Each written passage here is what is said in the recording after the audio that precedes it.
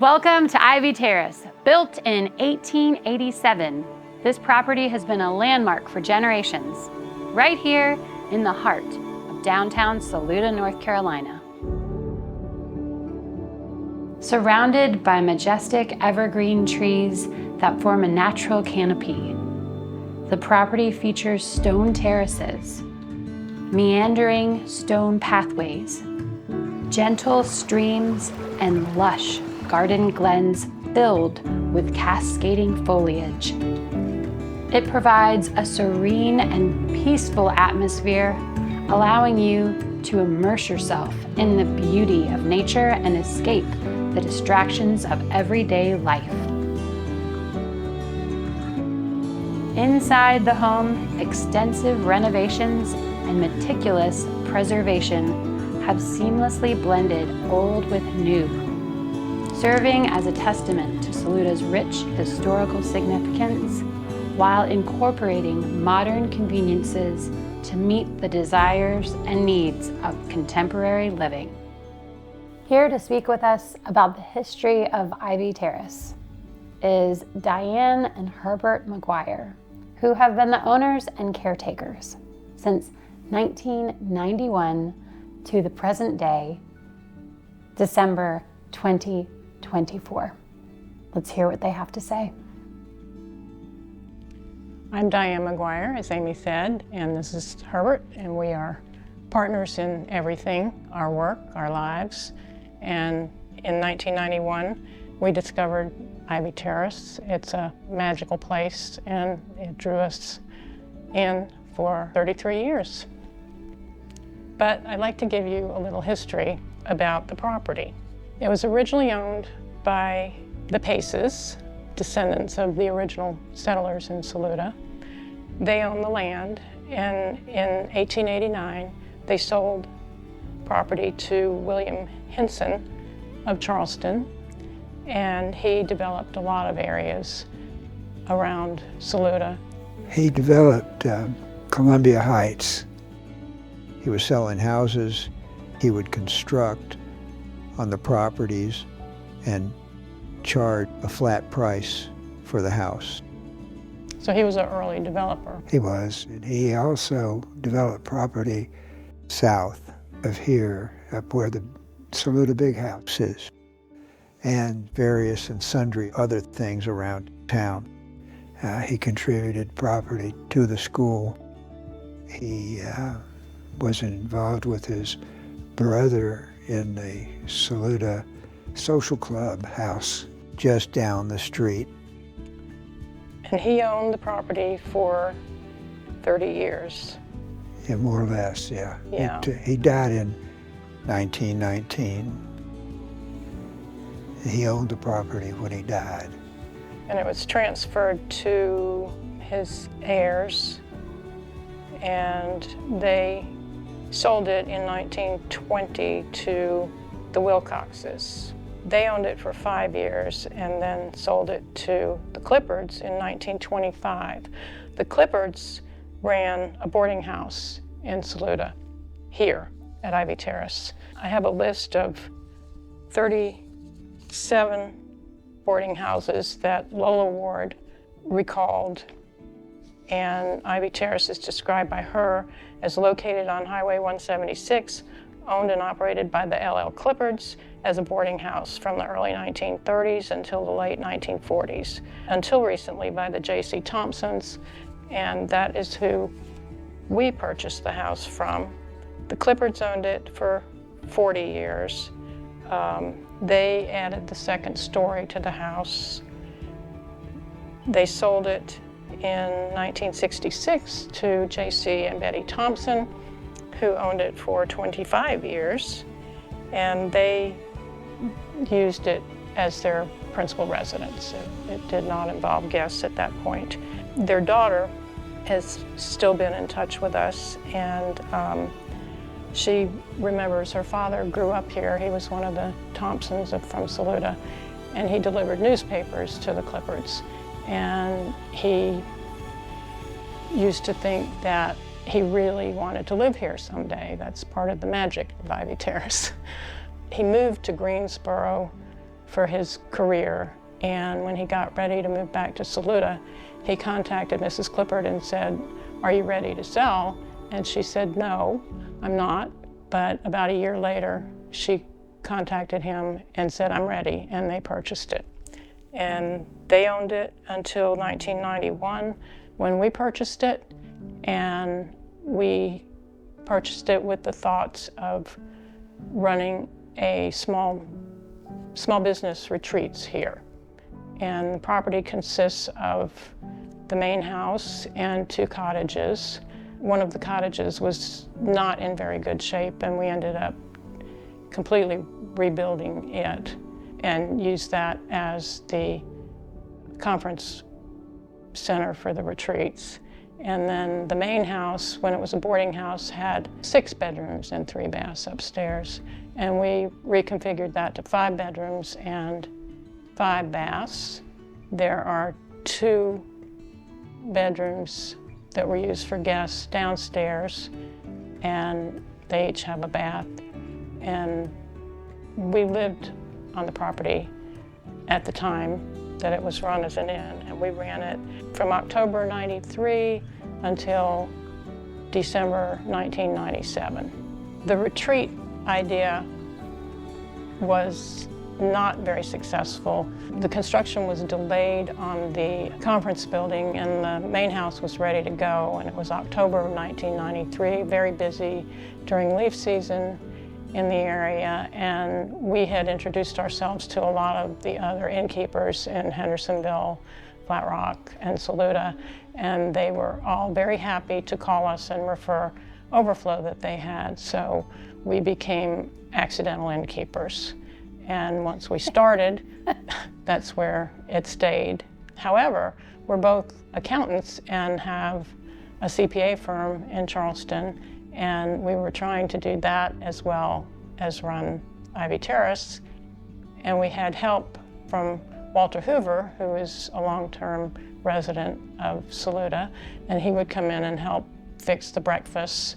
And then we would leave on Sunday afternoon when the guests checked out and come back on Friday afternoon to check in the guests for the weekend, and Walter would stay with people who were here during the week. Herbert was the chief breakfast cooker. Short order cook. Short order cook, and people loved his breakfast. We had various French toast breakfast and a lot of pancakes and stuff like that. We didn't do eggs very often. We would only do those if we absolutely had to. People loved your blueberry buttermilk pancakes. They did, yeah. It was Betty's Diner. Oh, the cookbook. Yeah. That's where you got it from. Yeah, I think it was Betty's And Diner. you used to have the bakery cook the bread for the French toast. They cooked it in the round coffee cans. Ones? Yeah, we had those sometimes. Would use baguettes as well. After several years, we made a decision to close the inn. Our accounting practice was more lucrative financially, and we really couldn't split our time effectively between the two, so it became a decision as to whether to continue with the inn or continue with the accounting practice. So we continued with the accounting practice and then just stayed here as our home ever since then. And it's with a very heavy heart that we are transitioning now to new owners, and we close next week, and we'll be selling the place to Nelson and Kim Cambell, who will be running health-type retreats from here, which is a perfect thing to do in Saluda with the health consciousness of Dr. Smith and other people around here. So we wish them all the best of luck with their endeavors here, and it'll be nice to have Ivy Terrace open to the public again. There are some other things that are unique to the property, and that is the trees that are here. We have some very unusual trees, but we've been told by several people who may be just conjecturing that This house was built in around the same time that Biltmore was, and the trees were planted there before that.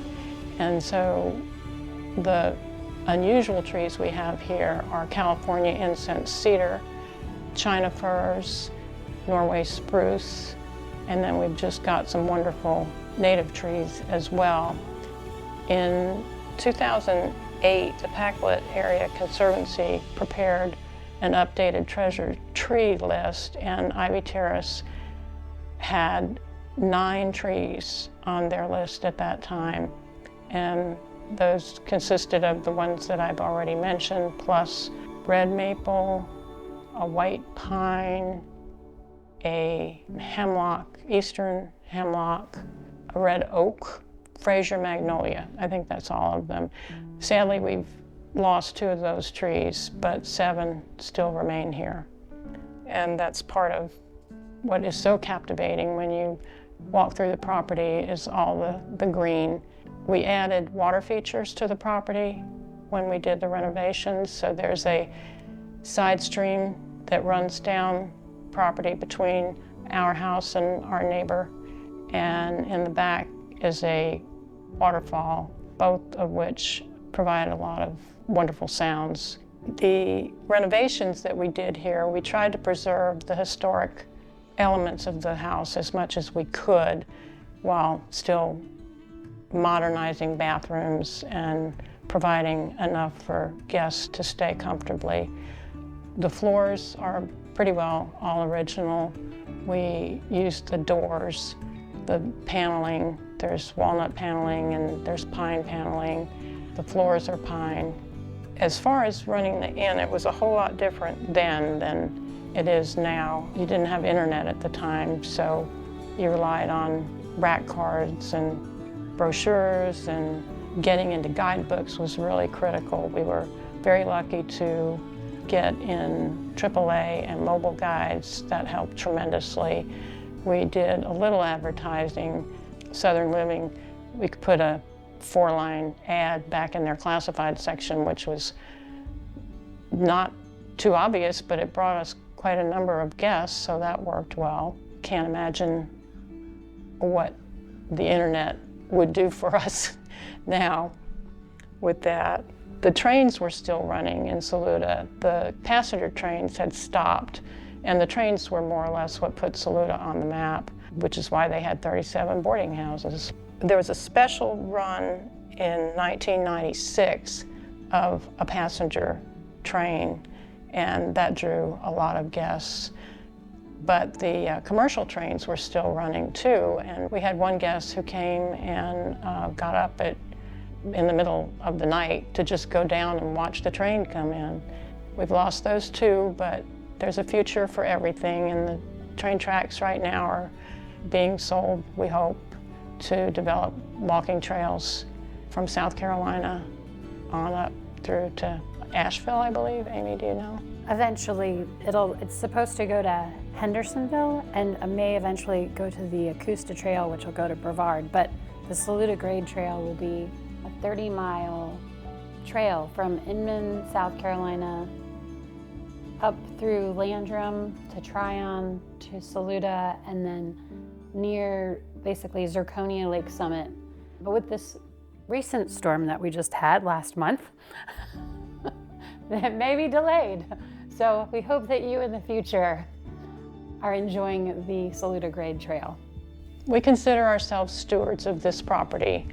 It has not had a lot of owners, 5 counting us, and the Campbells will be number 6. And we really feel comfortable that they have the same feelings we do for the property and will come to love it and have a long tenure here as well. And we wish them all the luck in the world. Do you want to share any people that have been significant in the history of this property that have worked here? Absolutely. I mentioned Walter Hoover. Walter was a school teacher in Landrum, and he was getting close to where he wanted to retire, and he approached us about the grounds. He's a fabulous gardener, and he did a lot of the planting that we have here. And then he became a vital part of running the inn once he did retire. And he still has a place. He had Charles Street Garden Suites attached to his house. Walter's still a very dear friend. Sylvia Jones was our housekeeper. We ran an ad in the paper and she responded, which would never be an approach these days. But she ended up staying with us for 20 years. And she kept this place so clean. It was just wonderful. The guests loved her. She was also an artist, and we have a lot of her watercolors throughout here. There are wildflowers in, I think, almost every bathroom. In the sea green room upstairs, there's a double panel she did of one of the gardens in the back. She did a picture of Charlie Ward down in front of his store. There's also one in the dining room approaching the walkway to the house from the parking lot. And we really treasure those, and they will stay with Ivy Terrace. Other artists were Bill Ryan. He ran an antique store here with Jim Boyle, and we bought a number of pieces for the inn from them. Charlie Heron and his wife Frances kept us up to date on everything that went on in Saluda. She stayed in touch with everybody, and she would call every day and check in on you. And they were a very, very lovable couple. But Charlie took up painting after he retired, and we have a number of his pieces here that we're very privileged to have. So all of that will stay here. The future owners of Ivy Terrace and visitors here can enjoy all of that. Another person who was very important to Ivy Terrace since we've been here is Sandy Byers. He is a friend of ours from Charleston who is an architect and landscape architect, and he designed the paths and the water features on the property and the conference cottage that we had to replace.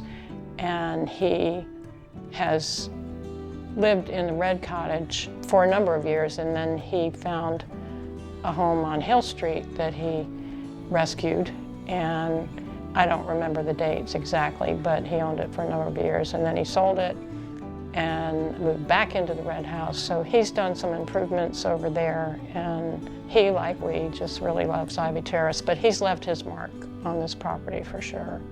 So these new owners are, making a healing center. Yes. You mentioned that Saluda had a history of healing. Do you want to speak to that at all? I can a little bit. I don't know the exact dates, but Dr. Lestane Smith had a children's hospital for children who had difficulty breathing, and the ozone in the air here was beneficial to them, and so that's up on Smith Hill. I don't know how long he ran it, but it was important to Saluda. What originally drew you to Ivy Terrace when you purchased it in 1991? Neither of us can remember what prompted it, but we started looking at properties in the mountains. And Herbert was about 50 at the time and said, if I'm ever going to do anything different in my life, now's the time to do it. We had an appointment with a realtor to see a place in Edneyville. And I didn't know much about it, but Edneyville is very flat. I think it's great for growing apple trees, but there's no mountains. And I said, if we're gonna live in the mountains, I don't want flat country. So we canceled the appointment, and we drove back down through Saluda, grabbed one of those homes for sale magazines and threw it in the back of the car. And I think we drove past Ivy Terrace and saw it from the street and were very intrigued by it, and then saw it in the paper. So we called, and Laura Fields with Arrington Properties showed us the property, and I don't think there was ever a moment from the time we saw it that we didn't know we wanted it. And then we had to figure out what to do with it. What do you do with such a large property? So that's when we came up with the idea of having small business retreats. Yes, the house is, 134 years old now. And we didn't change anything as far as the footprint of the house. When we renovated it, we added the back porch on the second floor. Or we replaced something that must have been there because there was a door going out to nowhere. Hopefully there were stairs at one time. I think there was a little small porch out there at one point, maybe for a long time, for all I know. It was not very big, and we were able to put a porch back there that fit in with the style that you run into a lot here in Saluda, so that was good. We dug out the basement and made it where you could stand up in it and put some new supports under it. Well, the original house consisted of 4 rooms downstairs. The one we're sitting in, the dining room behind us, the beadboard room, and the red room. And then over the years, porches were enclosed. It was just haphazard additions. And in 1930 or in the 30s, the Clippards added the second story. But we did try to leave the integrity of the house as it was. We met Mr. Middleton, who worked on adding the second floor here when he was a teenager. Yes, we did. In fact, did he not make the windows for the conference building? Yeah, he did. So when you designed the conference building, you had the windows handmade? I guess that's the way he did it. Yeah. Why did you guys do that? We had an opportunity to. Yeah, right. I think, And it was in the design that Sandy drew. Yeah. Well, when I go in there, it looks like it was made in 1890. Well, it was supposed to fit in. Just like these handmade windows. Yeah, you did a great job with it. Yeah. So if you have any words of wisdom to tell people at, the future historic home tours, or just in general, you're both a little older, especially you, Herbert. What words of wisdom would you want to tell future Saluda people that are watching this video about this property or just life in general? The life in general situation is that accountants should probably never be innkeepers. We found that in-guests, as a whole, were very nice people. The bad ones were very few and far between, but they're memorable in their own ways. Some things about Saluda is don't lose the charm of Saluda. Preserve the buildings. It's so important to keep the historic structures that are here and don't tear them down and replace them. And try to keep them as close to what they originally were as possible and preserve this wonderful town. Today, Ivy Terrace stands as a testament to resilience and transformation. A bridge between Saluda's rich past and its vibrant present. It's not just a place, it's a legacy.